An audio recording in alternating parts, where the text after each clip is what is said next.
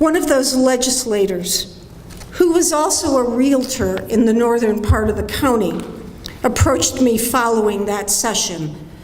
And when I asked him what I should do, he said, "Get out while you can."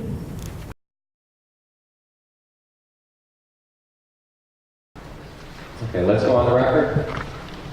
I call case 18E0654.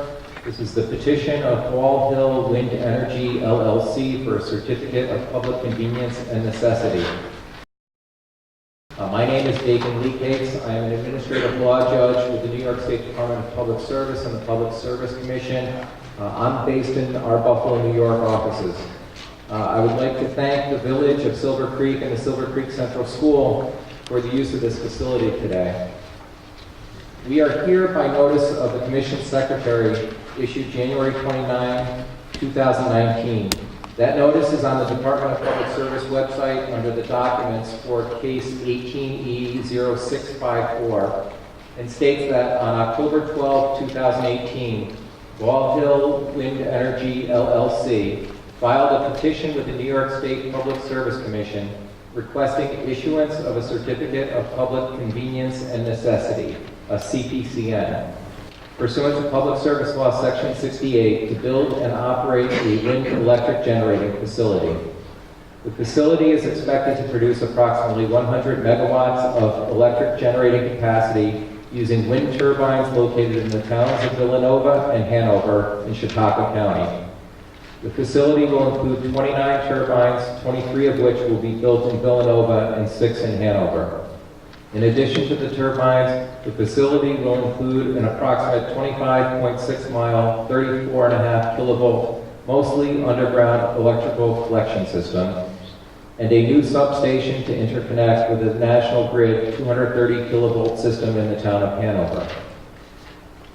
Under Public Service Law Section 2, the proposed facility is considered an electric plant, classifying Wall Hill as an electric corporation, requiring a commission-issued CPCN to build and operate the facility. Additional information about the proposed facility may be found at the Department of Public Service webpage, www.dps.ny.gov, by searching under the case number 18-E-0654. Section 68 of the Public Service Law states that the Commission may issue a CPCN after holding a hearing to determine whether the facility construction and the exercise of a granted franchise right or privilege is in the public interest. The hearing scheduled by this notice fulfills the requirements of the Public Service Law. Please note that the local towns of Villanova and Hanover have already approved this project under the State Environmental Quality Review Act, and the Commission's role in issuing a CPCN is to review the project and is limited by what the towns have done to make sure that the towns have followed the State Environmental Quality Review Act properly, and also to look into the financial capability of the company and the developer to build and operate the project. If you do wish to speak, you were asked to fill out a card when you came in. I have those cards and will call them in the order received. Please speak clearly and identify yourself on the call. We have a court reporter that's going to make a transcription of everything that occurs here today. That transcript will also be on the Department of Public Service website. We do have several speakers that wish to speak today, so I would just ask that you would give everyone your undivided attention. And if you are speaking, if you could try and keep your comments to 5 minutes or less, if possible, so that everyone will have an opportunity to speak, it would be very appreciated. And that way, people can get to where they need to go after these conferences are finished. When I call each speaker, I will call the name of the person that is up to speak, but I will also call the next name so that that person can prepare to know that they are coming up next. Thank you for your participation today. And our first speaker is Bruce Roll, and on deck we have J. Dudley Robinson. Mr. Roll.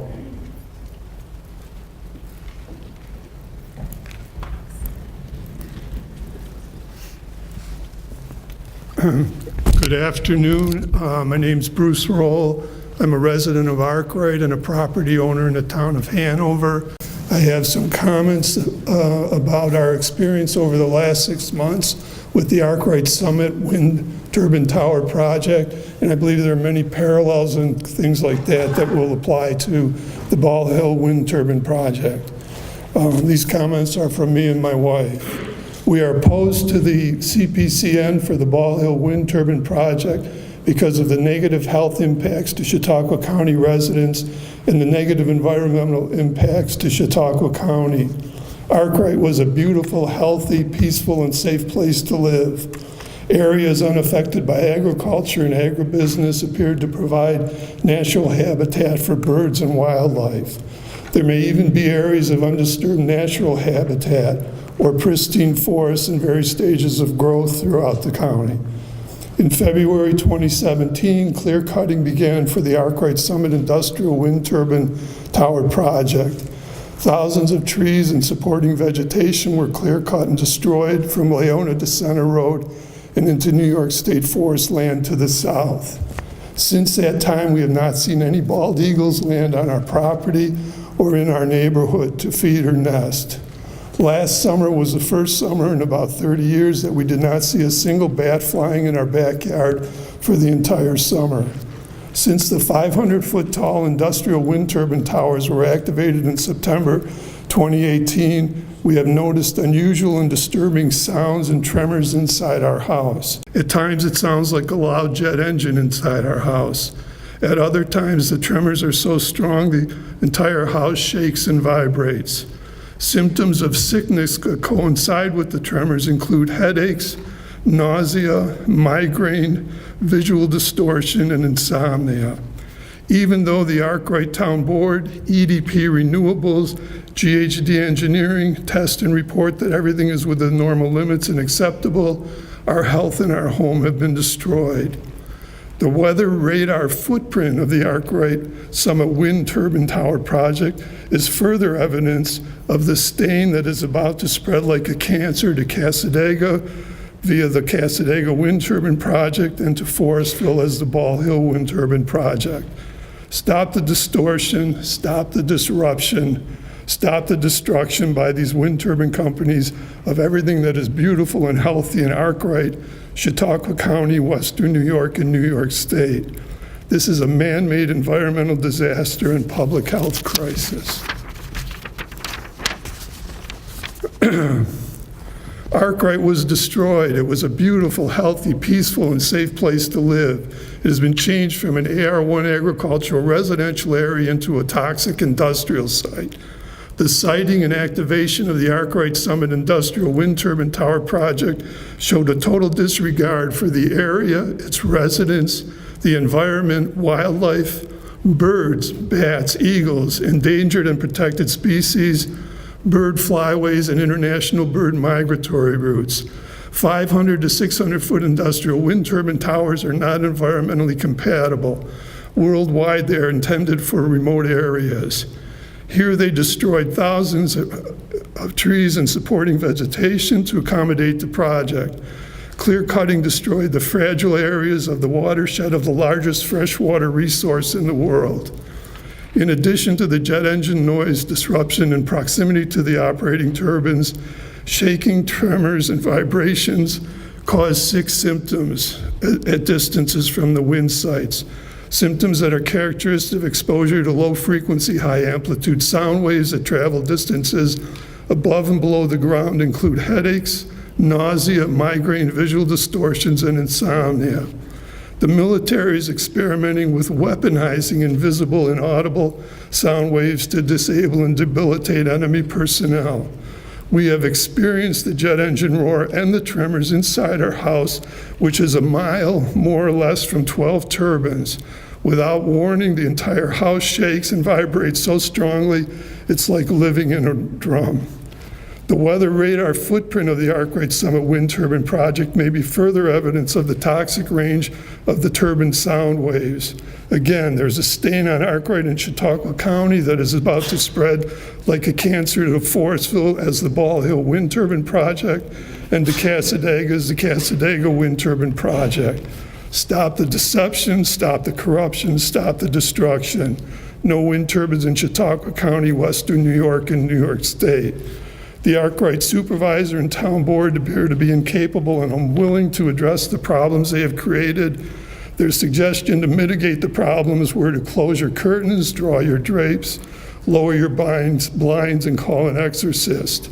It is incredible that this man-made environmental disaster and public health crisis has occurred, especially when the following agencies with names like Public Service Commission, Department of Environmental Conservation, Environmental Protection Agency, and the Sierra Club have been involved. Thank you.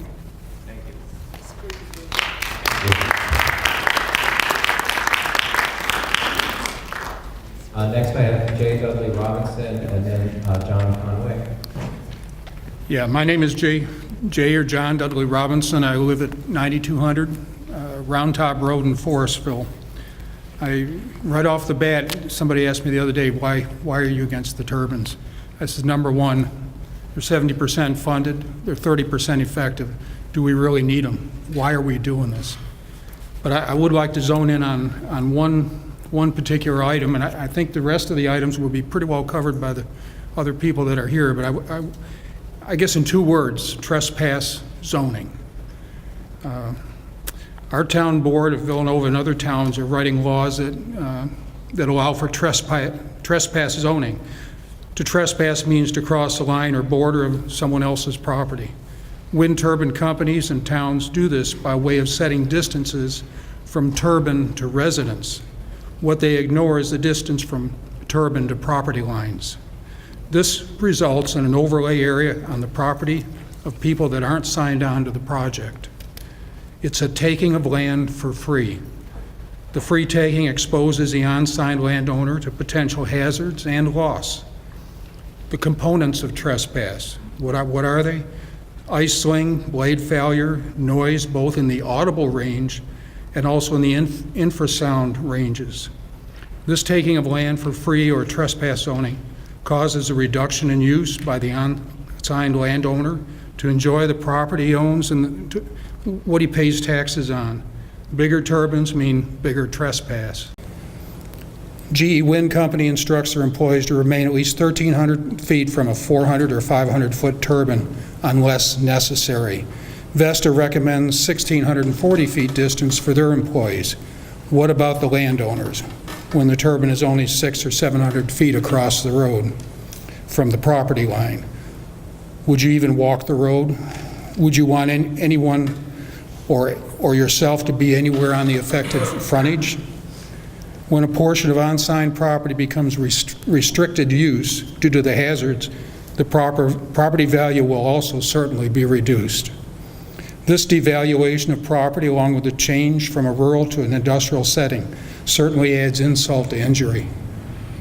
To give a personal example of this, my property is 50 acres with a house 1,000 feet back from the frontage or the property line. The setbacks are to my house, not the property line at the road. With the turbines placed across the road, I can no longer safely be on the front of my property. I won't be able to sell off lots. I wouldn't be able to build the retirement home I plan to build. And likewise, the turbines to be placed near the rear of my property would create a similar situation of restricting my use of the property. The town is allowing this trespass to occur on my property at the request of the developer. I am not in agreement with them, nor am I compensated by them. This is trespass zoning. Good neighbors don't do this to their neighbors, and neither would a town board that is concerned with the safety and well-being of all the residents. The town and the developer are party to the free taking of property. From the beginning, correct procedures in establishing fair and equitable setbacks have not been followed by the conflicted town board or the developer. The result is abuse and harm to the unsigned landowners. Correct setback procedures require a concern for all landowners' rights. This has been a money grab and a free taking of land with no concern for the infringement of the unsigned neighbors' property rights, their safety, or their well-being. Thank you. Thank you.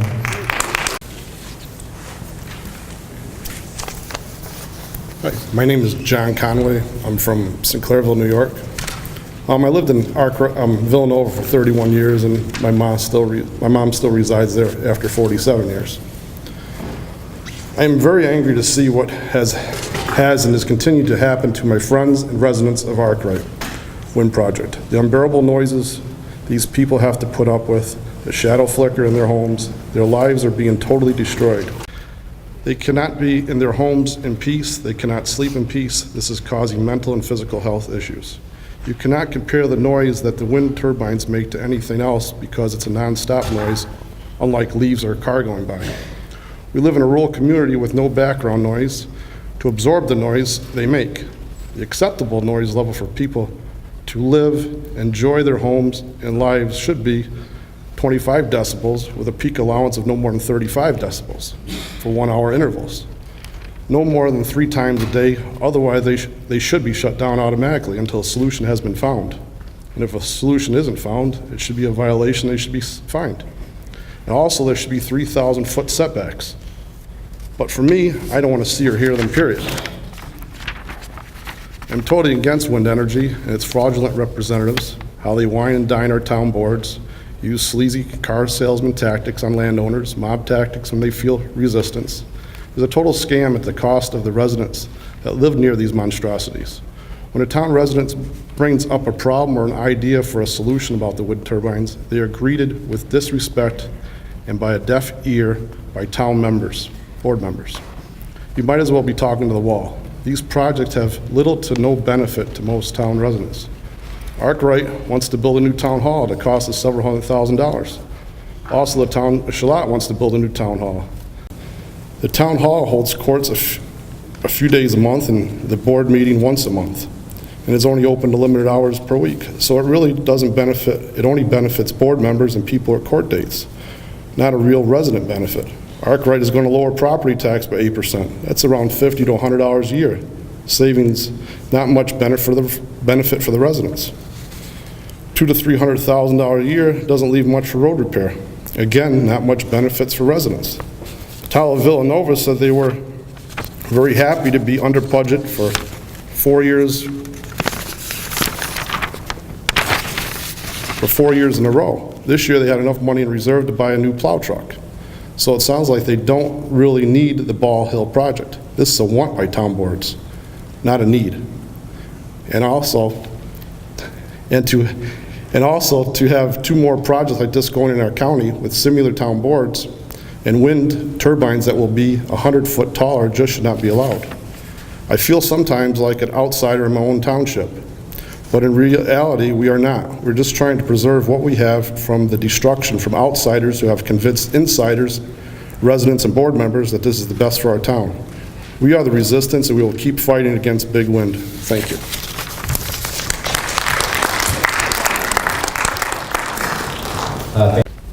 Hi, my name is Joni Riggle. Thank you, Your Honor. We maintain that the correct procedures were not followed, resulting in the current Article 78 proceedings brought against the town of Villanova, Ball Wind, and Res. We ask that the CPCN be denied. The Chautauqua County Planning Board vetoed the 2018 Ball Hill application amendment, as did the town of Hanover. The Planning Board asked Villanova to do a supplemental environmental impact statement, which they have not done. Utilizing 104-foot taller turbines with larger rotors will increase the adverse impacts from noise, shadow flicker, bird and bat mortality, road wear, larger turbine pads, and runoff of pollutants, including sediments. Villanova's 50 dBA noise limits exceed the updated WHO 2018 noise guidelines. WHO limits wind turbine noise to 45 decibels to prevent adverse health effects. We are so relieved to see the DPS noise engineer supports those recommendations. His review of 8-point wind project states, I recommend that the short-term 45 dBA LEQ is not the most protective among all the 3 guidelines, and he recommends a shorter order of 42 dBA should be adopted so that all 3 parts of the WHO guidelines can be met and avoid adverse health effects. He also states the day, evening, and nighttime average sound exposure should be 6 dBA lower than the 45 dBA LDEN, which is equivalent to 32 38.2 dBA. This agrees with the chair of the U.S. Acoustical Society, Paul Schomer's past and current recommendations. Laws regulating health and safety in New York cannot be arbitrary and capricious, but should be protective for all citizens. These 600-foot turbines lack any human health impact studies. They will set a new precedent. They will be cited with the same setbacks and noise limits as Arkwright's project. Many in Arkwright, as you have heard, are suffering adverse health effects and actually have to leave their homes to sleep at night to avoid, the sonic and visual assault and the physical assault on their bodies. Currently, the Hancock Wind Project in Maine operates the tallest turbines in the United States. There are many proposed larger turbine projects like ours, but none actually operating. Their project in Maine has 3,552 foot setbacks, which are over 3 times the setbacks that Ball Wind is planning. The Ball Wind amended application requested 3 turbines be moved and a turbine height increase of 104 feet. In spite of this major height change, only a cursory noise assessment was done. There are several major concerns with the noise study. The study is not accurate or reliable because it removed the Holbert collection substation from the modeling. See Appendix F. Hanover disapproved the amendment, so the collection substation will not be removed and should have been evaluated in the noise study. RES also subtracted several decibels from the study with using serrated blade technology, but has made no commitment to utilize this with their final turbine selection. Most disturbing, the study contained no measurement of infrasound or low frequencies, but only cited overall dBA, L10, and LEQ sound levels. Amplitude modulation and vibration thresholds were not even assessed. Wind shear and turbulence were not even measured.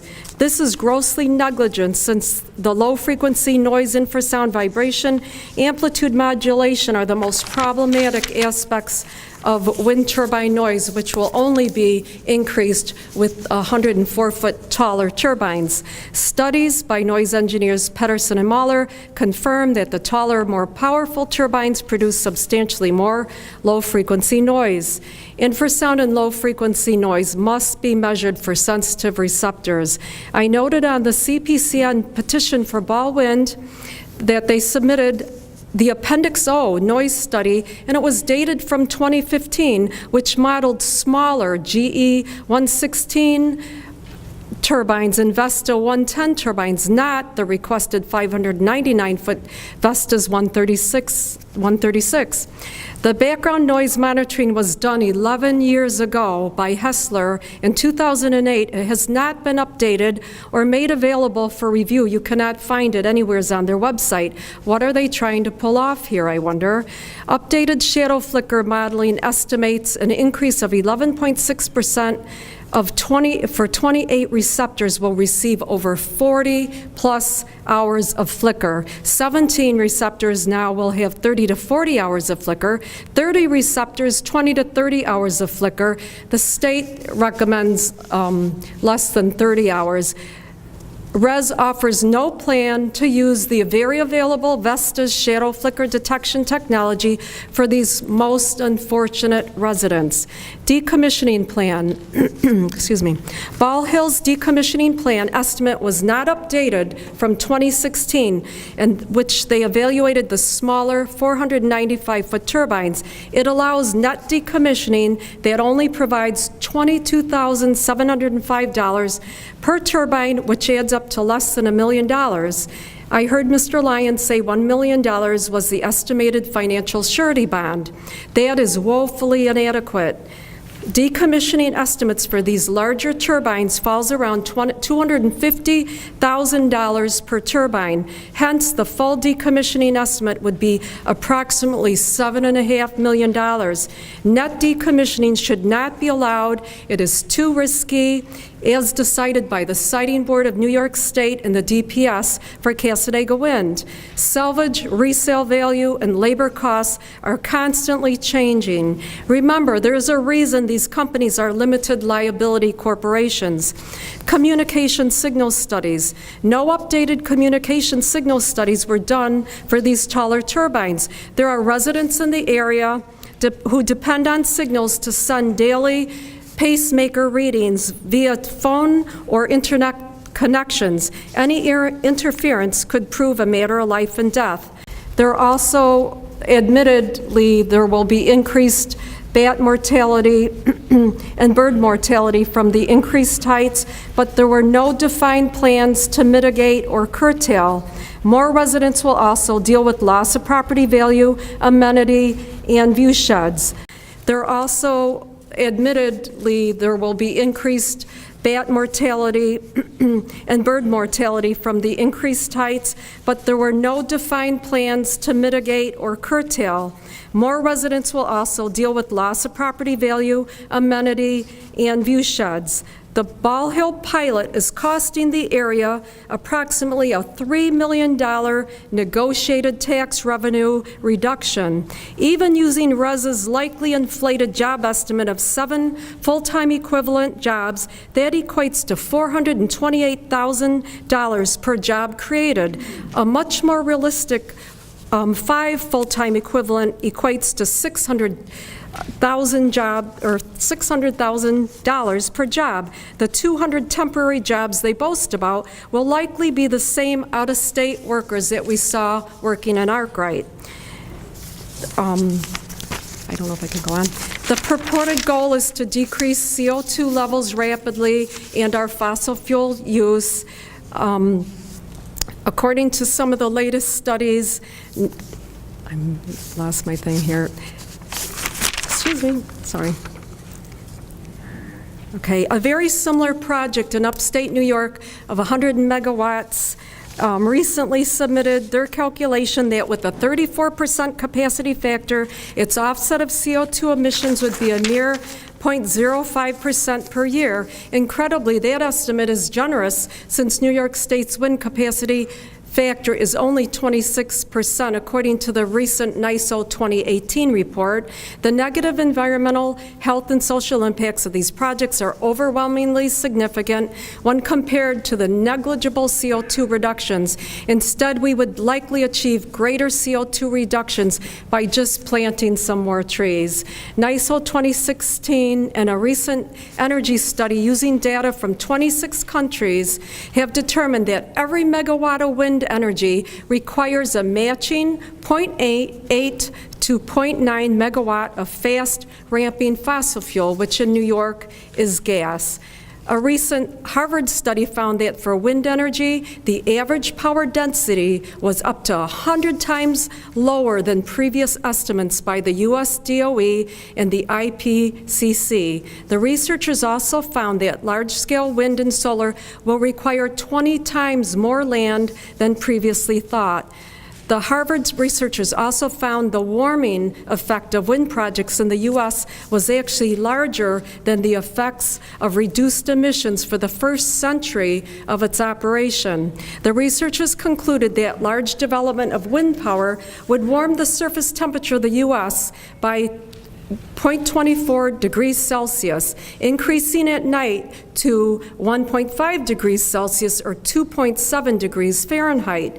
This research supports more than 10 other studies that observed warming near operational U.S. wind farms.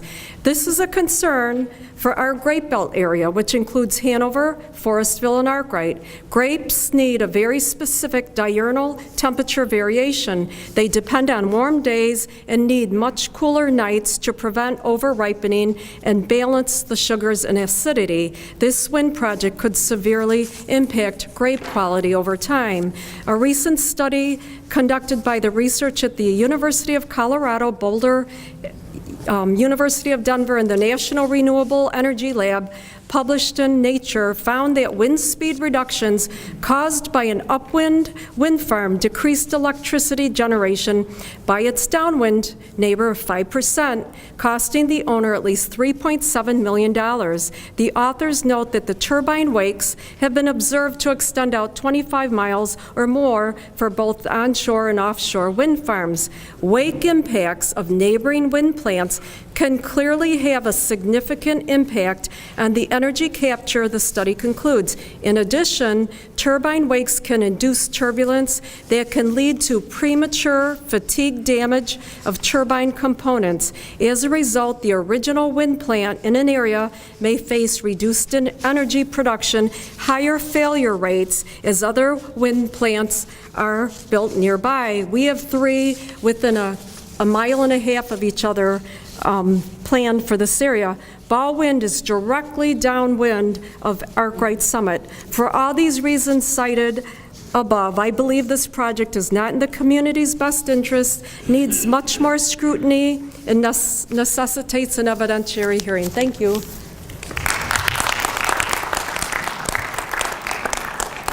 Thank you, Rosanna. Hi, Your Honor. I'm Earl Riggle, and I want to report a summary of the Article 78 action that was filed against the town of Villanova and Ball Hill. The Villanova Town Board violated the State Environmental Quality Review Act. This was the first complaint. Because the environmental review process for the amendment to increase turbine height was done inadequately, or where it was done properly shows significant adverse environmental effects, which should have required a further environmental impact statement, which wasn't done. Instead, the board relied on a full environmental assessment form and some additional studies. As a result, the board approved the project without identifying all areas of environmental concern and without taking a hard look at those areas of environmental concern that were identified. Some of the issues identified in the petition are assessments should have been done starting from a baseline of no turbines to turbines of 599 feet rather than for a change in turbine height of 495 to 599. Noise impact was assessed for 568-foot turbines rather than 599-foot turbines. The effects on TV, radio, cell reception, etc. were not addressed. No assessment was done for the potential of flooding in poorly drained areas due to the increased size of bases for the 599-foot turbines, or for the impact of that flooding on wildlife and threatened and endangered species. The project area is identified as containing plants and animals that are listed as endangered or threatened, and not containing species listed by New York State as rare or of special concern, but no baseline study or other data is provided to support these statements.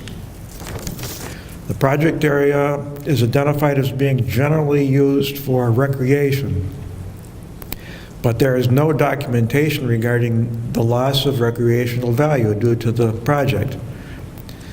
The increase in the number of acres where 26 to 29 turbines will be visible as a result of the height increase is a very significant impact despite what is stated in the environmental assessment form. The extent of increased fatality rates for bats and birds was not identified. A plan to mitigate the potential loss of northern long-eared bats was not provided, but was deferred, which is cited as a clear violation of SECRA. Certain board members prejudiced their decision to approve the amendment prior to the receipt of review of any SECRA documentation. The Villanova Town Board Now, the second item, the Villanova Town Board had violated Article 18 of the General Municipal Law because they didn't disclose conflicts of interest and had a recused board member present at deliberations. And the third item, the Villanova Town Board violated its own laws because the Villanova Planning Board was not properly constituted when it made its recommendations. Further, the Villanova Town Board did not follow the Villanova Wind Law, which requires that a modification to a wind project must follow the same procedure as for a new project. Thus, an environmental impact statement or supplemental draft environmental impact statement should have been done. Thank you.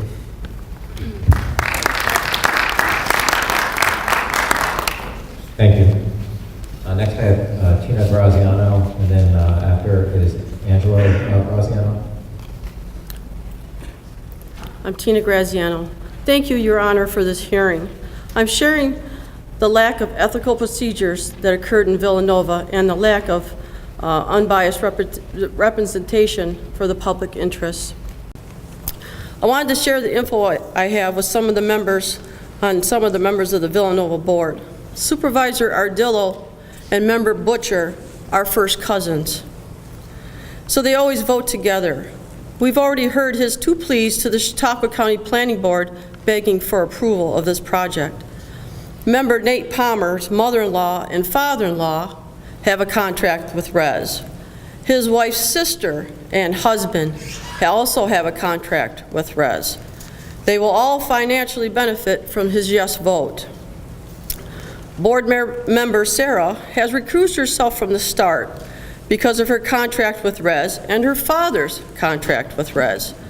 Sarah has been allowed to remain at the table whilst discussions and voting on this wind project has occurred, intimidating to all board members to have her sit there peering at them while they are making decisions. She also has commented on the project during board meetings and is on record of reading through the submitted letters and comments. So inappropriate. Let's not forget our planning board. We have 2 members, Howard Kroll and Joe Goodway. Jerry Park resigned a while back, and they never thought to replace him. Howard Kroll is the chairman. He has worked for a contractor that works for RES for almost a year on Arkwright turbines. His brother and nephew of the family farm have a signed contract with RES. Howard voted to approve this request and recommended the same to the town board. He and his wife also have a turbine contract in the Arkwright project. We attended the last Villanova Planning Board meeting on 6/2018, and lawyer Spitzer was there. We didn't even know Yvonne Park is a secretary, and nobody did. We never received any minutes or notes from this planning board. When we got there, Park couldn't believe how many of us had showed up. So right then, she comments to Spitzer, and he wrote a note to Kroll, and then our chairman, Kroll, announced that there will be no public comments allowed, no speaking at all. How's that for being biased? Spitzer ran this meeting as usual, and our local lawyer, Don Mahalik, just sat there and let him. Lawyer Spitzer is hired by the town of Villanova, but is paid for by the wind company. RES deposits money into Villanova's bank account, and then Villanova cuts a check. Just listen to this lawyer. He's always promoting wind, and this is why. We do not have a fair and unbiased representation in this township. My husband and I had a talk with Wes Tessie the day he resigned on August 8th, 2018. It was in the last minute before the meeting. We tried to convince him to stay at least 2 more meetings to end all this. He had called me a few days prior to that, on July 25th, 2018, telling me Supervisor Ardillo had called him to find out how he was leaning. Wes told him he would not vote against the Chautauqua County Planning Board. He said Rich then went on to a rant about the county not caring about Villanova and what it would mean to the people in township if this project is canceled. He was telling Wes that there is very little opposition because most of those people don't live here. Wes knew that wasn't true. He had a list of the residents who oppose this increase from this area, and it's huge. Then Wes tells me the following.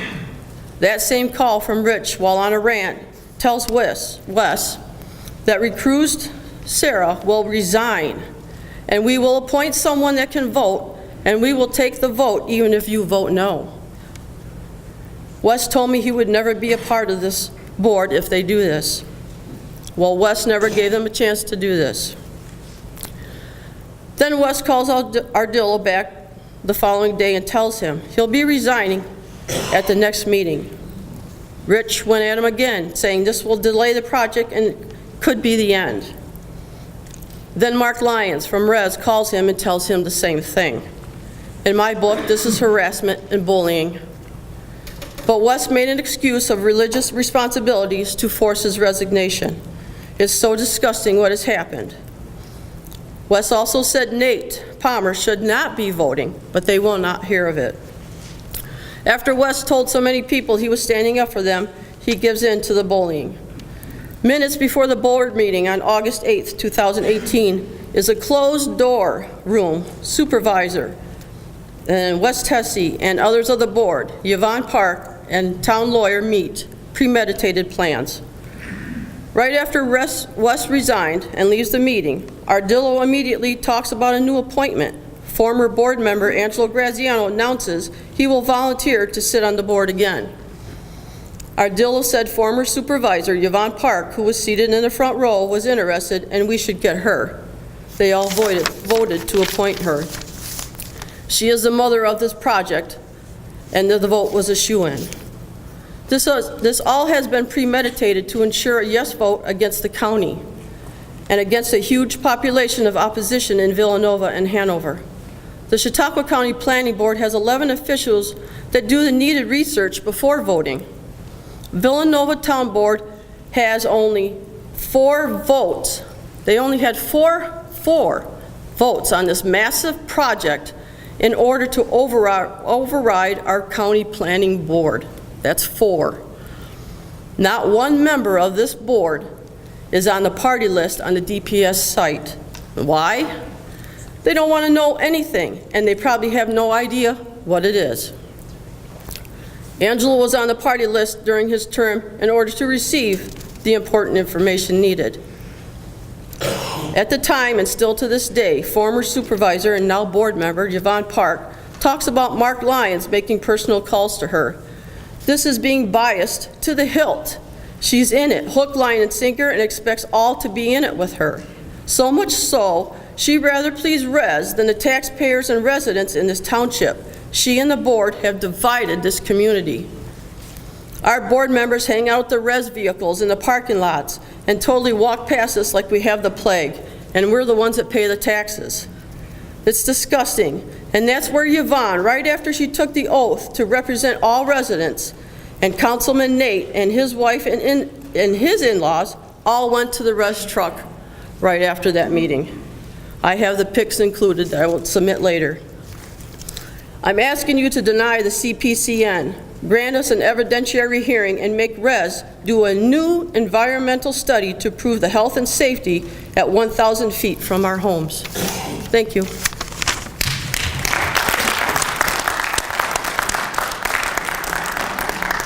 Thank you. I have Angelo Graziano next, and then after is Mark Twitchell. Hi, I'm Angelo Graziano, Forestville, New York. I want to start this all out before I say this is because of four people are making our decision. 4. I became an elected official in 2014 as a councilman for the town of Villanova under Supervisor Yvonne Park. As time went on, I signed papers, and when I asked about them, I always was getting the same answer. You're only approving what is already done. Shame on me and most of all the other board members in the small towns. Let me give you an example of one of the many things that happened to me. On December 6th, I made a motion to table adopting the statement of findings for the seeker for at least a week in order to be able to read over it. This binder was held in the town hall without my knowledge. I have always requested and received project information at my home. Res did not send this one to me and delivered it to the town hall without notifying me. West Tessie did not have it either. I was notified by a friend that was visiting the town hall that there were binders there for the board members. Several days before an extremely important vote is not enough time to review the details. My motion did not receive a second. Supervisor Ardillo said that the same thing as the FEIS, as if we really didn't need to go through it. I voted nay, the others voted to approve. I asked for professionals to come in so that we could ask questions about these wind turbines. I asked for information mailers to be sent out to all the residents in this township of Villanova be posted mail. All my requests were ignored.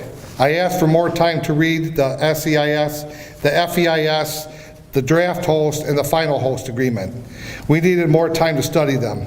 My requests were all voted down. We have board members' relatives, a board member that have money to lose if this wind company left. Well, now the facts come into sight. Fact number one, no green energy. It's all about the money. Even Mark Lyons himself made that statement. Fact number two, negative impacts are destroying our environment and people's health and well-being. Fact number three, without the subsidies and pilot program, there is no wind farm.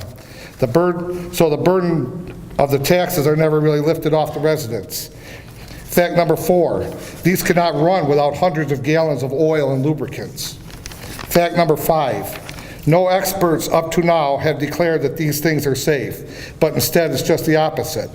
Health impacts are growing because industrial wind turbines are too close to homes. Res could not sell their project here with 500-foot turbines, so now comes along 600-footers. Nowhere in this country are these 600-footers in a residential area. When Res presented their plea to taller towers to the Chautauqua County Planning Board, they were told to come back with proof of health and safety. When they could not, because there isn't any proof, Chautauqua County Planning Board voted no. They took into consideration our residents' health and environment. Here comes a scam. With a no vote from the County Planning Board and the one board member unable to vote in the town of Villanova, they needed a unanimous vote. Mr. Lyons and Mr. Ardillo called Councilman West Tessie's phone and intimidate him. West told my wife that they will have Sarah resign so they could appoint Yvonne Park back, and there will be a yes vote. West resigned, Park was appointed. These people have absolutely no interest in doing any good for the town. If anyone could see the people that are experiencing what the people that are experiencing in our neighboring town of Arkwright, they would take some time to research these monsters themselves. We definitely deserve another environmental study and health study on these taller turbines. We need to find out the health impact at the distances that they are now before they plant these things any closer to our residents. This decision was made by 4 people. 3 that are related to someone profiting from them, and the 4th is Yvonne. She's a supervisor when the original project started. Your Honor, these are not an asset. Over 1,000 truckloads of something being hauled per one turbine, whether it's gravel, concrete, turbine, or equipment. A total ozone nightmare. It's only for the money. Como's going to flood this state with them. He hasn't a care in the world for a baby moments before birth. He surely has no care for the residents of Western New York. We need a little help. Please give us an evidentiary hearing and demand a totally new environmental impact study. Make Res prove that these are safe at the adopted 1,000-foot setback from the homes. 600-foot turbines should be recognized as a new project.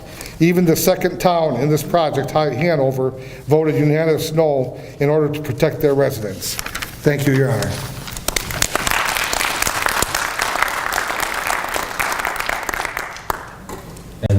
Roy Harvey. My name is Mark Twitchell. I'm a resident of Fredonia. My family and I own property in the township of Dayton, which is adjacent to the township of Villanova. At our property, we will be negatively impacted by visual disturbances as well as potentially noise disruption as well.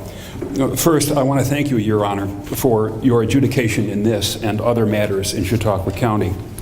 I believe it is in the best interest of all parties to hold an evidentiary hearing in order to aid in resolving at least 3 concerns before you. Number 1, is it in the public's interest to construct a wind energy facility which has the effect of reducing New York State's power generation carbon emissions by a factor of 0.05%? Number 3 Wind, LLC, in Lewis County, New York, submitted a report on February 4th, 2019 as evidence of that reduction. The megawatt rating of the number 3 project is nearly identical to the proposed Ball Hill project. Such an appallingly low efficacy requires that 200 wind projects are required to reduce New York's electricity generation carbon emissions by only 10%. The public's interest in both economic delivery of electricity and reduction in greenhouse gas emissions are clearly not met with the approval of this project. The second concern, can the Public Service Commission rule that the Township of Villanova acted appropriately in matters of municipal law in the face of an unadjudicated Article 78 lawsuit against the town, which illustrates several actions of alleged misdoings? The town's failure to submit a supplemental environmental impact study regarding the proposed increase in the size of the turbines was met with disapproval by the Chautauqua County Planning Board and is prominent in consideration of the lawsuit. Further, can the Public Service Commission determine that the town board did not act inappropriately in its maintenance of an outdated local wind law and in its support of an unprotective application and negative State Environmental Quality Review Act finding? We argue that the town failed to protect the well-being of residents by its failure to adopt more protective measures to its 2007 wind law. Such measures could have been adopted following the World Health Organization's guidelines for community noise in 2009. Further opportunity to amend the local law was not taken following the Siting Board's approval of more protective wind turbine noise conditions for Cassadaga in 2017.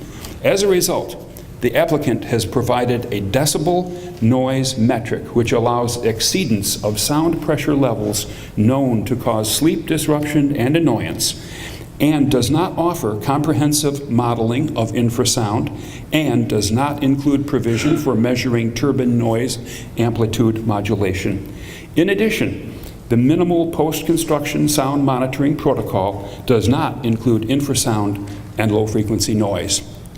And the third question, can the Public Service Commission explain why residents in one neighborhood or region of New York State should enjoy less protection from wind turbine noise than those in another, regardless of the fact that permitting processes may differ across township or county borders?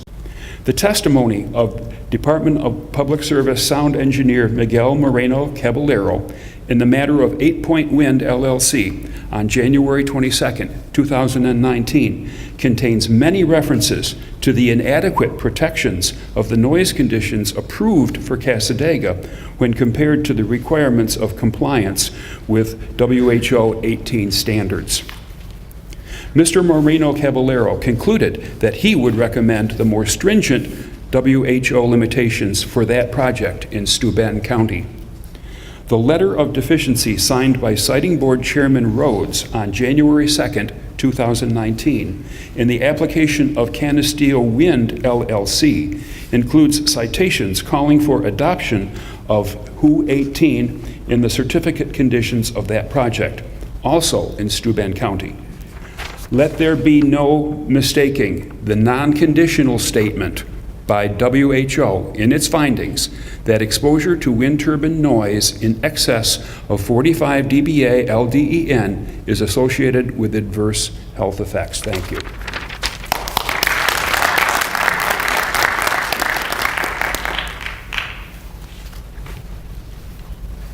Thank you. Next I have Roy Harvey, and after that I have Robert Swizitsky. Sorry. Hello, my name is Roy Harvey. I live in Mayville, New York. I'd like to make 7 points here. Inadequate studies have been done regarding the health effects of the larger turbines over 100 feet taller. Point number 2, it's well known that wind turbines produce infrasound.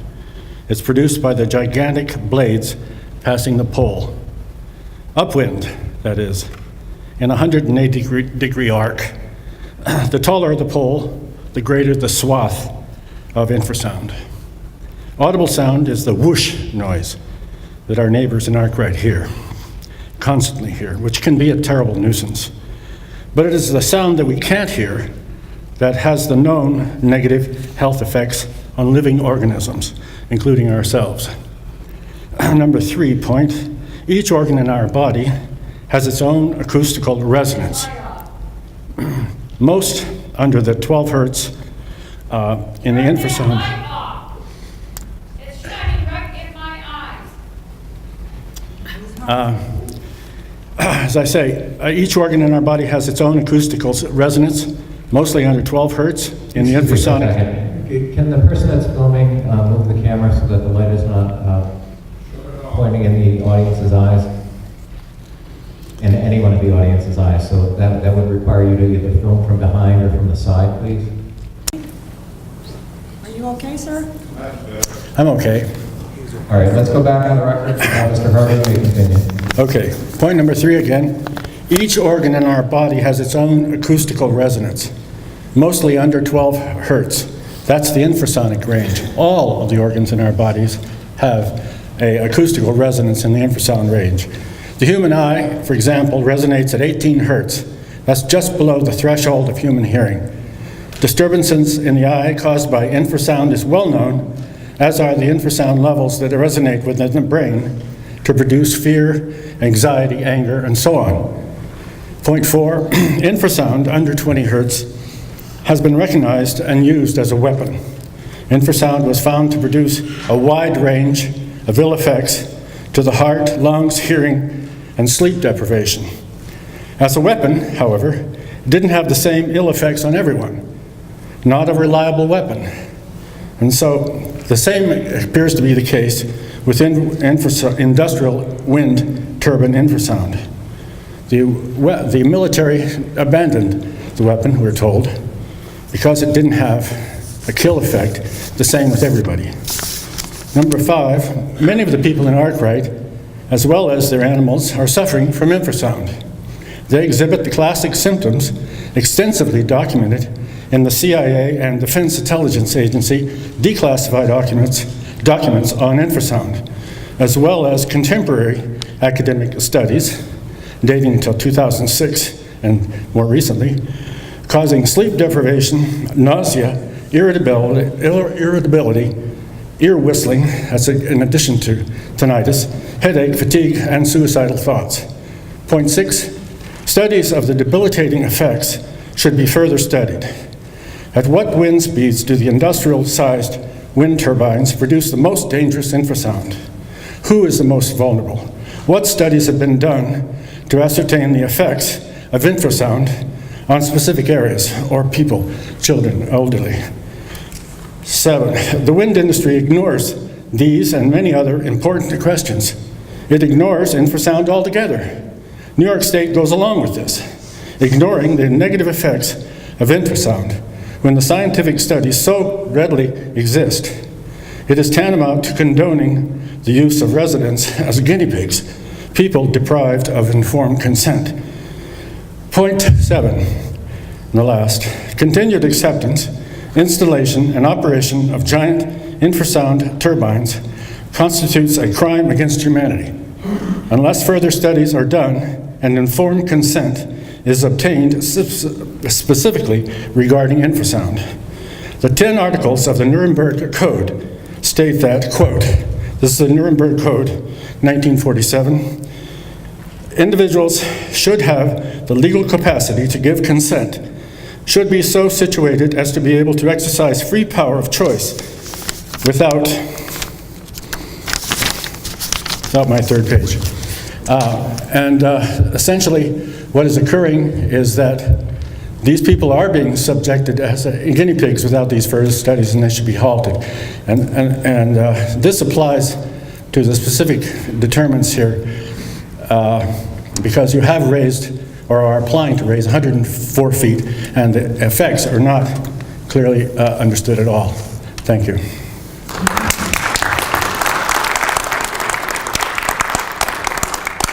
Thank you. Robert Stawitsky's next, and then Jim Redline. Your Honor? Yes. I just assumed not to make a comment at this time. I've heard it all. Okay. We're going to pass on that one. Jim Redline, and then Karen Engstrom is after Jim Redline. Thank you.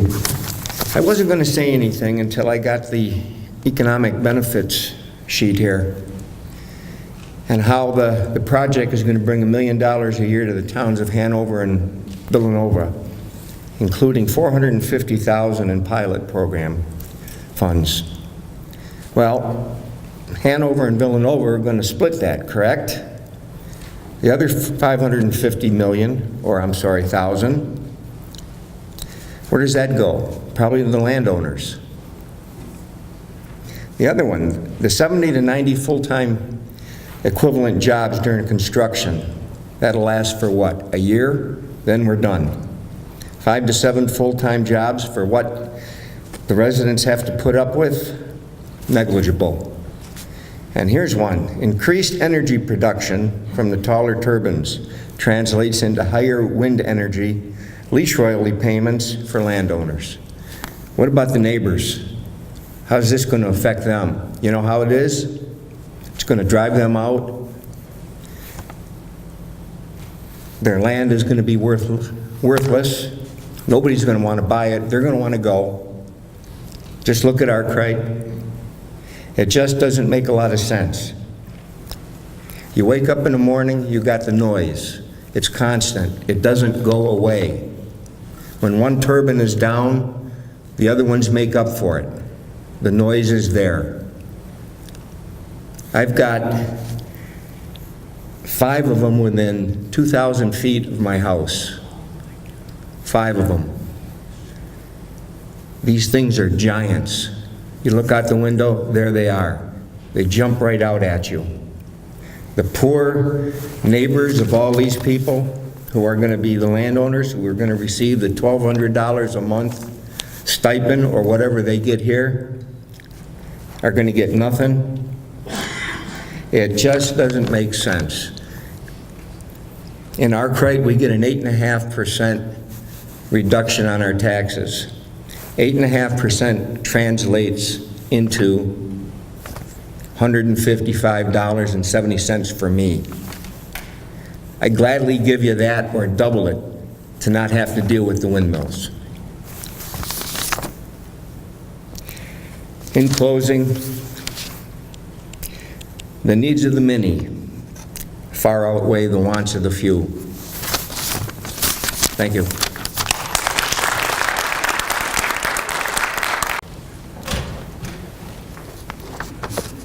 Thank you, Your Honor. I'd like to ask if there is a reason to grant Ball Hill a certificate of public convenience and necessity. Is there a public need for Ball Hill Wind to exist? Certainly, there is no need for more electricity in this area. We have Niagara Falls. And the transmission infrastructure is non-existent. The nameplate capacity claimed by RES is 100 megawatts for Ball Hill. The New York Independent System Operator states, inland wind sites in New York have effective capacities of about 10%. Due to both the seasonal and daily patterns of the wind generation being largely out of phase with the NISO load patterns. This is from the document, The Effects of Integrating Wind Power on Transmission System Planning, Reliability and Operations Report on Phase 2. NISO further states that the infrastructure for additional power in Western New York does not exist. See the NRG gas-fired turbine data showing no transmission capacity is available, thereby preventing them from operating. Therefore, it is not in the public interest to commit large financial resources, mostly taxpayer subsidies, to build a project that will produce in real terms 10 megawatts of power, with how many tens of thousands of acres being disrupted, land and environment. The result is increased costs to ratepayers for unneeded transmission apparatus and minimal power production. In September of 2018, Arkwright Wind LLC turbines began operation. Arkwright wind turbines are far smaller than the ones we're contemplating for Ball Hill. They are adjacent to the proposed Ball Hill wind project and a third proposed project in the region. The people of Arkwright are experiencing negative health impacts since the turbines began as a burden, yes, it began operation. Ball Hill Wind was cited before the Arkwright project health evidence was available and must be reassessed based on what has occurred to the people of Arkwright. It is not in the public interest to expose people to infrasound, unrelenting noise, and flicker. There is increasing opposition to wind projects in rural residential areas of Western New York because the people are suffering negative health effects. The Western New York Public Health Alliance of County Health Departments has issued a statement, and the Western New York Public Health Alliance is made up of county health departments throughout Western New York. They have issued a statement of concern for the increasing number of cases of wind turbine illness, and I'm quoting from their document. Quote, "Our local boards of health home rule ability to take steps to safeguard the health and wellness of our residents and protect the environment within our counties has been put at risk. What is the state's position and plan to ensure that our residents' health is protected and the impacts on our local environment have been reviewed and vetted through the standard state assessments for projects of this magnitude?" Continuing with the health departments of Western New York, and that includes many counties surrounding us who already experience wind projects. Our membership, I'm quoting, "Our membership believes that any project of this nature and magnitude only be considered following a complete and transparent process, including all the standard environmental and health impact studies and local input.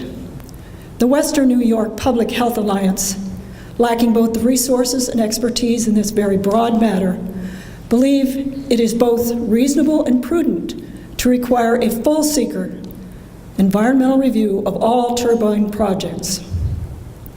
The legislatures of Chautauqua County, Jefferson County, Oswego County, Cattaraugus County have all shown their disapproval of turbine projects based on the research they have done into the health impacts and the most obvious negative financial economic situation that arises as a result of the presence of turbines. They instructed their IDAs to fully tax these massive wind projects, to not give them tax breaks locally, as they already receive state and federal tax breaks.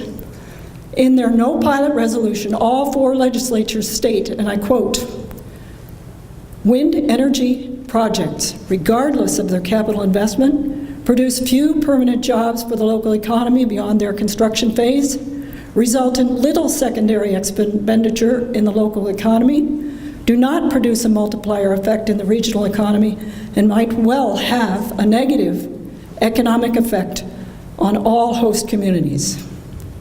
These three projects in Chautauqua County, Ball Hill, Cassadaga Wind, and Arkwright, back to back, will have cumulative effects, compounding the health and environmental impacts.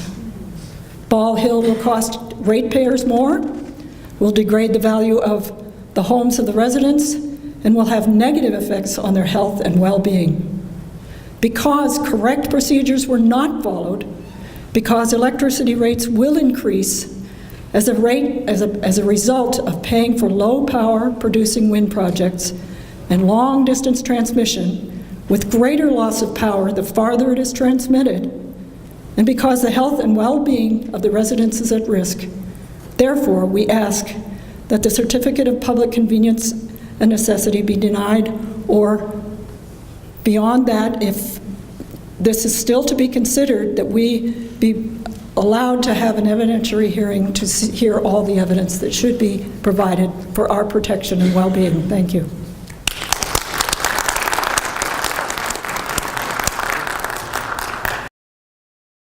Next I have Michael Byam and then Susan Baldwin. My name's Michael Byam, a Dunkirk resident. I was just calling to ask if our RES is going to plan on using local union labor to do this project. Is anybody here from RES? Your Honor, is it appropriate that I respond? Mr. Podolny is the attorney for the developer. Yes, do you have would you like to respond to that question? I do not know the answer, Your Honor. Okay, Mr. Podolny responded that he doesn't know the answer to the question. So, Mr. Byam. All right, thank you. That's all I wanted to ask.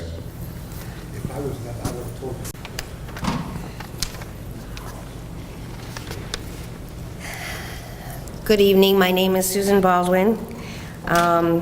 Our nation's Declaration of Independence, we can rightfully take pride in the recognition that all men are endowed with by their Creator with certain unalienable rights, that among these are life, liberty, and the pursuit of happiness. These words remind those in government, not just this country, but in all our nations, of our limitations of their power, a moral boundary that must never be violated if the government is to retain its legitimacy. You get that? Rather, it noted effects that could indicate possible damages to the inner ear following exposure to the lower frequency sounds at levels higher than the permissible for wind turbines could lead to severe hearing damage or even deafness. They've not really taken that into consideration when they decided, yeah, just raise them up. They didn't look at that. These adverse physiological symptoms that residents living near wind farm face are real. Stop trying to debunk this syndrome, as it is very much real. I get dizzy, nauseated, and suffer from migraine headaches, or causing pressure in my head from, I don't know if it's the low frequencies, but it's just, I get motion sickness all the time anyways whenever I go in a car. So when I see these things, it just does that kind of thing to me too. I also have had serious problems. My son and daughter-in-law and daughter and son-in-law live nearby these things as well, and the new one's going up. And they have a total of 8 grandkids, I have. And I told you before about the dirt bike accident. I went to Verizon, that's the phone providers, and they said, finally, after I harped at them and said, it's not dependable, why don't you do something about it? They didn't know what to do. I did see new towers going up. It has done nothing. I still spent an hour and a half trying to sign in just to get the, hour and a half, because it kept shutting down and it just wouldn't stay on. My phone calls are still dropped constantly, despite their supposed efforts to bring everyone up to speed. We don't deserve to have, oh, well, today I get to watch the news with the man's face blocked out because the turbines are on. Their argument down into the pages was that the TV stations are at fault, not the turbines, because they don't have a strong enough signal. I don't know if you're old enough to remember when a car idling in the driveway would throw your television all out of whack. That's the same thing that's happening, is, you know, and so, you know, and I have a dish. It's not like I have just one of those things overhead, you know, that, well, you know, it's free, what do you expect? I have a dish, and so I'm paying, you know, that $75 a month or so for that. So it isn't fair that we don't have that right, even when we're paying for that right, because these things argue and say, they're not annoying anyone, but they are. And that's the thing, is we all live within the 20 kilometers that these low-level frequencies underground buzz. And you can hear these frequencies. I saw a test on them. You put the paper in front of a speaker that is, you know, playing these frequencies at their rate, you know, not turned up or anything, and the paper will go like that. And so do we. So thank you very much, and have a great day. Ms. Baldwin, yes. Where do you live? I live in Villanova. Okay. It's right at an intersection, and they've surprised me with that too. There's an access facility going to go straight across the road. Never told me, never asked me, never, you know, and this is coming up with the Casadega Wind one. Right, and are you anywhere near the Arkwright ones? Yes, okay. Yes, within 5 miles of the Arkwright turbines, you know, or less. I don't drive along and say, right. 1, 2, you know, but. Okay, thank you very much. Thank you.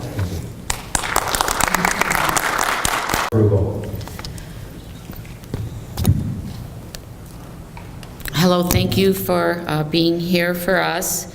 I think, like all of these other people have covered many of the topics I wanted mentioned. I especially want to point out the comments from Tina and Ange Graziano. I live in the town of Charlotte. We are pending with the Casadega Wind. In fact, we're on a main thoroughfare, like they'll be driving up and down my road. Our house is 20 feet from the road. They have experienced the same things I did in the town of Charlotte with compromised board members who have past and present have had family members or themselves that are financially benefiting from the turbines. They're making the big bucks.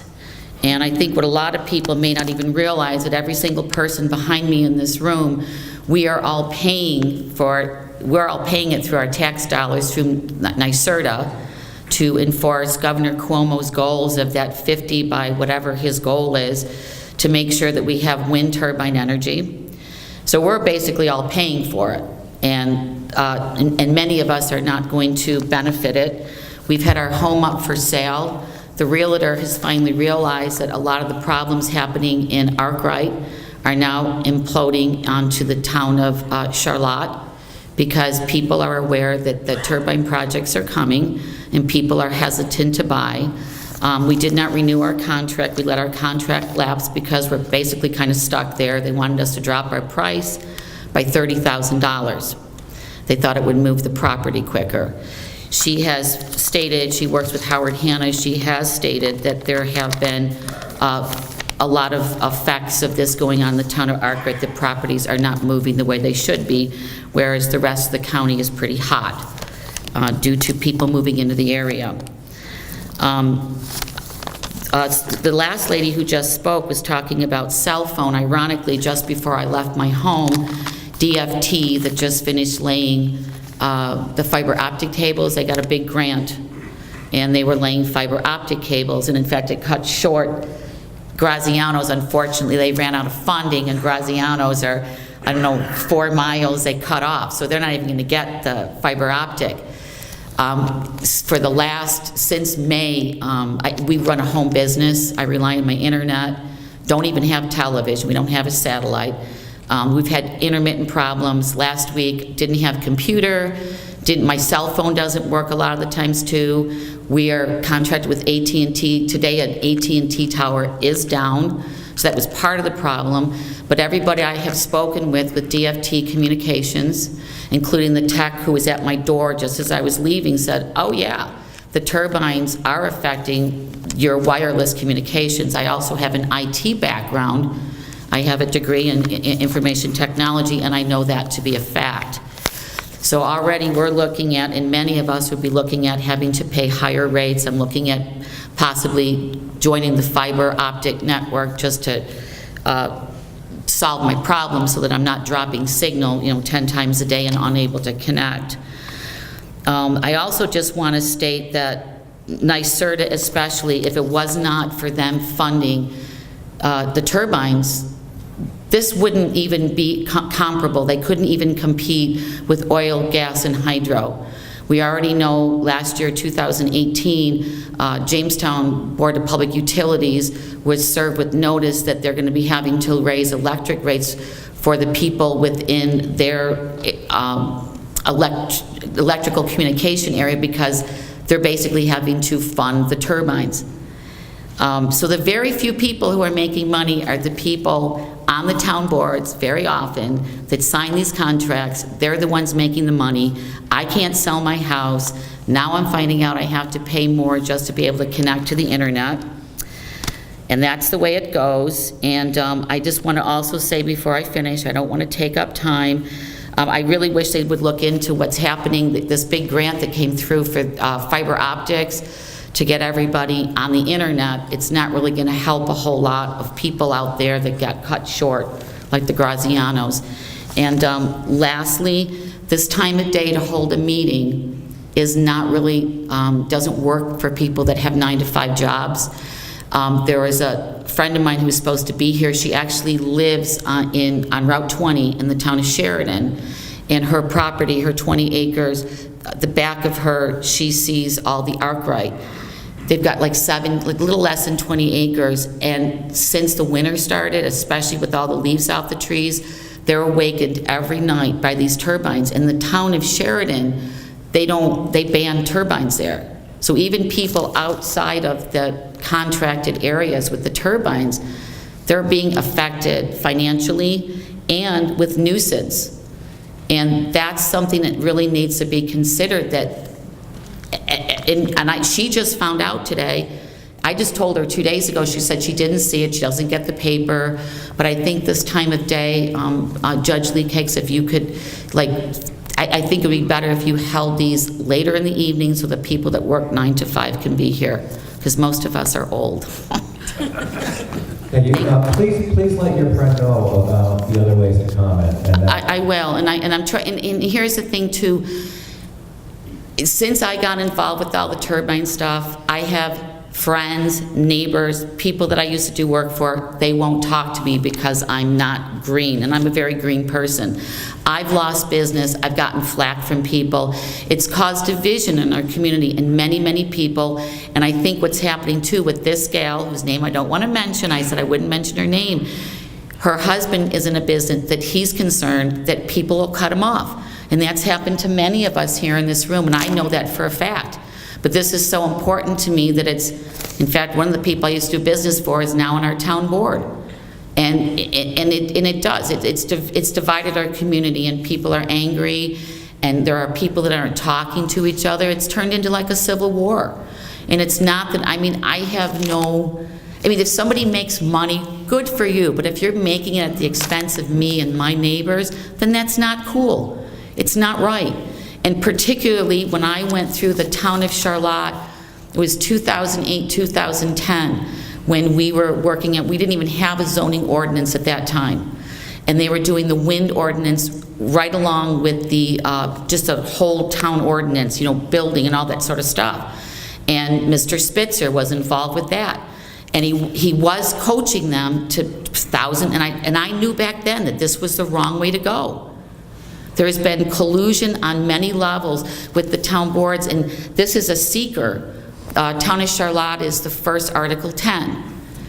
But it gives the illusion that Article 10, I almost think, is worse than the seeker. It gives us the illusion that somehow you're turning it over to a local level for us to make decisions for ourselves. But when you have town board members that are getting the turbines and they're voting these things in so they can make money, then where's the fairness in that? And then recently, just in December, we got word, my husband was at a board meeting in the town of Charlotte, found out that there was a vacancy on the board, told me 2 days later. I called them up, the board, and said, I'll take that seat. They didn't call me. They're not going to call me because they know where I stand with this. I've been fighting them since 2008. So I didn't get that position because they don't want me there because they know where I stand. And it's just more evidence that they just want what they want and they don't really care about the rest of us. And it's sad. It's just, it's like, I want our government to work for us. And I don't think Cuomo is. He doesn't live here. He lives in Albany. And you listen to all the people around here that are being affected by flicker. And I'm next on it. So that's it. Thank you.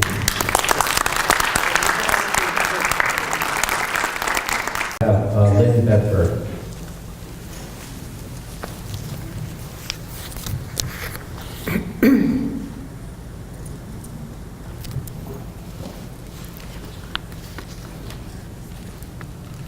Thank you, Your Honor. My name is Margaret Bregel, and I'm owner of Rue Haven Farm, one of a very few certified organic livestock farms in Chautauqua County. We specialize in organic chicken, turkey, goose, goats, and pigs. I am also past president of the Fredonia Farmers Market, a year-round farmers market whose mission includes the preservation of small family farms in Western New York. I'm also a member of the Growing Foods Connection Steering Committee, and I'm on the board of directors for the New York State Agriculture Working Group. My farm is located at 883 Hurlburt Road in Forestville, ground zero for one section of the Ball Hill Industrial Wind Project. We're scheduled to have 5 turbines go up across the road from our farm, 3 turbines up the hill in back of our property, a transmission line in the field right next to my house, the full length of my pastures and my property, 2 construction access roads within a quarter mile on either side of my house, and, as if that wasn't enough, a substation across the road. I request that you reject the request for a certificate of public convenience and necessity for the following reasons. 600-foot industrial wind turbines are impractical and inappropriate for residential communities. We have already witnessed the suffering of our Arkwright neighbors to the west. Since September, I have discovered that I am highly sensitive to the adverse health effects of infrasound. I experience nearly daily headaches, tinnitus, other whistling and noise in my ears, and sleep disturbances. I previously had 0 such health effects. Research has shown that livestock, particularly poultry, which is my specialty, are even more sensitive to the negative effects of infrasound than humans. And our Arkwright neighbors have reported chickens that stopped laying eggs or lay defective eggs, sick dogs, sick horses, and more. We have asked for, and still not received, a net financial impact survey on the project in our area. Other communities have discovered that economic losses due to reduced property values, lost tourism, losses to agricultural productivity, negative impacts to livestock and human health far outweigh the benefits of these turbines. We have worked hard on our small farm. We have been good stewards of the land and we're proud of the resurgence of populations of native and honeybee pollinators, butterflies, and the fragile bat populations that have lived in my barns for decades. As a certified organic farm, we are bound by the National Organic Program rules regarding contamination of soil and water. If any prohibited substance is found on our property in excess of EPA standard tolerance levels as a result of drift, runoff, or spill, we could lose organic status, destroying our farm and our livelihood. This is a particular concern in two areas. Construction of the wind turbines in back of us, which are uphill, will likely affect our water table. Also, the transmission lines going in on the field immediately west and adjacent to our pastures.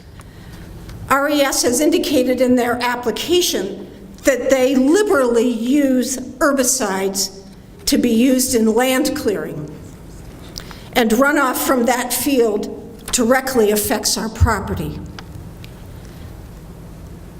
RES claims that the project will benefit agriculture and our community with added income.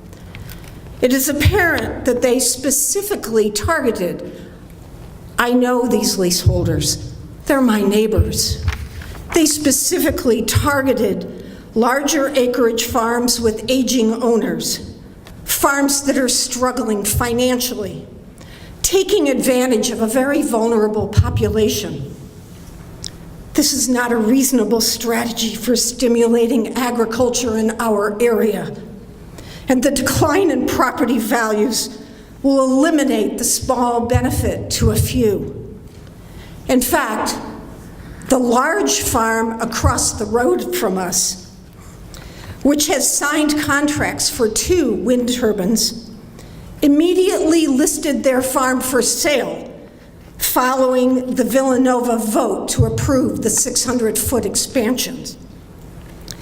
Several months ago, myself and other community members presented our concerns about the impact of these 3 projects, which total over 100 turbines in our community, to our county legislature.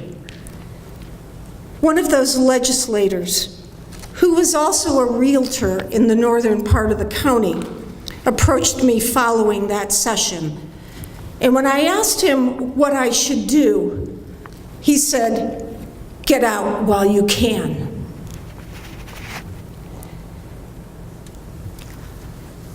A project that destroys our ecosystem, ruins the livelihood of small family farmers, creates serious health problems for the community, and destroys everyone's property values is not for the public good. Please reject this request. Thank you.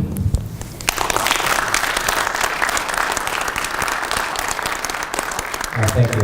I have Lynn Bedford, and I have no other cards after that. Good afternoon. My name is Lynn Bedford. I have resided with my husband Barry on Cable Road in Fredonia in the township of Arkwright for the past 30 years, and my husband Barry since the 50s. I am a mother of 7 children, 24 grandchildren, and 6 great-grandbabies.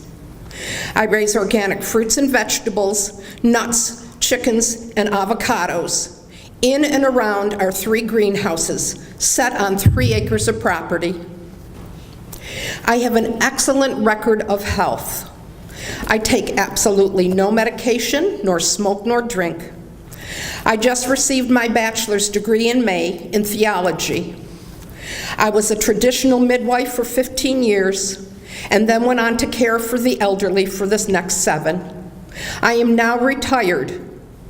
Our dream and what we have worked for all these years of opening a beautiful home here in Arkwright with our gardens to a bed and breakfast, an Airbnb, and a hip campsite. I have not come before you to present statistics about the proven harmful damage effect of wind turbines placed too close to residencies, but a person with a testimony of what has happened to me, my family, my liberties, my health, my retirement, and my future. Since September 2018, when the Arkwright Summit wind turbine farm was turned on, in hopes that no other human being will ever have to endure this horrendous future living in the shadow of wind turbines. A person with an experience is never at the mercy of a person with an opinion. I am the person who has lived day and night with the torture of being surrounded by, within my visibility, 8 wind turbines, some of them 1,200 feet from my home. One night in September, this nightmare began. I was awoken by what I thought was a jet airplane flying overhead. This was the beginning of my ears starting to ring. The noise was being made by the wind turbines. The so-called jet airplane noise never stopped, and my ears are still ringing at this moment and have not stopped ringing. The only relief I have had is to go away from the wind turbines. Within the past months, I have experienced memory loss, depression, pressure so severe on my chest, loss of sleep, anxiety, and on it goes. My 13-year-old dog is so nervous, he goes in and out 2 to 3 times every hour. The constant noises made by the close proximity of the surrounding wind turbines never stops, never. Sometimes grinding, sometimes buzzing, sometimes high-pitched whining, but it never stops. Many people have asked me about the true conditions I'm living in. My reply is, I was open-minded to wind turbines. Now, after living this nightmare, I am dead set against anyone ever having to be subjected to these gargantuan monsters. As I learn more about other countries and their plights with wind turbines, I also learned why I have been so sick. It's called infrasound. I have all the symptoms of infrasound sickness. Arkwright Summit Wind Turbine Farms is the canary in the coal mine, and this canary is dying. Our retirement plans are destroyed, for no one wants to spend all night under a jet airplane that never takes off and never leaves. These turbines must be turned off and no more constructed. I personally hold accountability to those concerned who constructed them and the town board who had no concern for we the people of Arkwright. We the people there pay exorbitant taxes, and we can't even refinance our home because of these turbines. Shame on all who has allowed this to happen. Don't hurt any more of the neighbors that we have facing these turbines. Stop the turbines. They are killing us, our birds, our bees, our squirrels, our animals, and our environment is gone. Thank you for listening. And by the way, Saturday, the flicker effect hit our house. Thank you.